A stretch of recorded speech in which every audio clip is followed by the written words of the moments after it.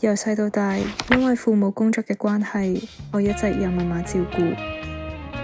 我同媽媽嘅關係比起好似長輩同埋後輩，更加好似一對好朋友。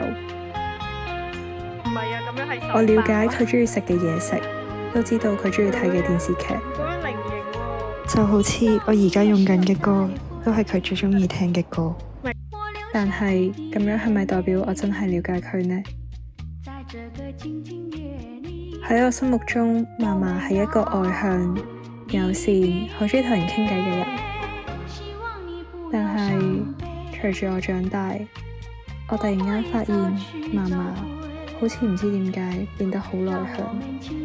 而家年紀咧有啲打下電話咯，來往傾偈咯，但係話一齊啊飲茶行街好少噶啦，而家多數喺電話度傾偈咯。佢又唔知幾時開始就唔再鍾意去朋友聚會，感覺佢嘅社交好似慢慢咁喺度消失。雖然係咁，但係每次同佢一齊傾偈嘅時候，佢永遠都會笑住咁講起以前嘅工友、朋友、屋企人。佢個樣睇落好開心，完全同佢平時話無聊嘅時候係唔同嘅。咁樣令我好想知道嫲嫲嘅過去、佢嘅童年、佢嘅故鄉究竟係有幾吸引、幾好玩，先可以令佢喺80歲嘅時候，每次回想起仍然會覺得甘之如飴。所以我決定同嫲嫲一齊去佢嘅鄉下睇下佢嘅過去。阿嫲，你細個鍾意做啲咩㗎？細個咧就好鍾意睇大戲咯。嗰陣時咧喺鄉下未出嚟，細個嗰陣咯，就好向往咯去睇大戲，好想跟人哋去咯。但係咧又驚阿媽啊、老豆啊嗰啲話咯，咁咪偷偷跟人哋去咯。咁同埋咧隔離鄰舍嗰啲咪去睇咯。兄弟姊妹同爸爸媽媽嚟一齊啊嘛，得我一個去阿嫲度，阿嫲好遠下噶嘛。得你一個點解嘅？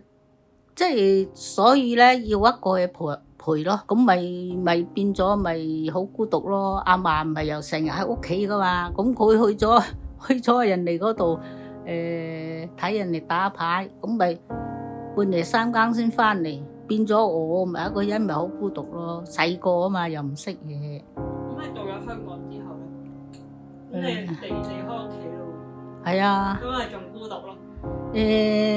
一時時啦，有陣時都係有朋友一齊噶嘛，咁咪又係出街咯，行下咯。我瞓咧好熱大熱天時啊，嗰陣唔係冚棉被噶嘛，一張嗰個被袋，咁啊估邊估物噶啦。阿嫲翻到嚟咧就掹開我張被，哎呀，阿康乾你啊一大身汗濕晒，你做咩要冚咁多啊？我話有鬼啊！咁嗰陣時有養貓噶嘛，嗰隻貓喺度呱呱呱呱咁啊嘛。其實我從來冇諗過一直咁堅強，好似女強人一樣嘅嫲嫲。喺細個嘅時候，原來都會同我一樣，驚黑、驚鬼，好似一個冇膽鬼咁。我都冇諗過嫲嫲竟然會感到孤獨。因為佢其他嘅仔女好多都係喺外國嗰度住，根本就唔會成日返香港探佢。雖然喺佢嘅描述入面，過去嘅回憶永遠都係美好嘅、燦爛嘅，好似所有嘅艱難經歷全部都係一單小事。但係當我聽完嫲嫲同埋姨婆嘅回憶，我諗唔到佢後生嘅時候，隻身嚟到香港，係會有幾彷徨、幾害怕。佢喺面對屋企人嘅離開嘅時候，又會有幾孤獨、幾無助。或者嫲嫲已經喺一次又一次嘅膽怯入面成長，因為只有堅強先可以獨自面對喺香港嘅生活。但係而家年紀大咯，就都冇咩爽噶啦，而家有開心有唔開心咯，嚇。但係人係咁噶啦，嗯。咁你平時住一個，你可唔可以陪多啲你咯？有時間梗係啲後生多啲陪我好啦，有時間得噶嘛，嚇。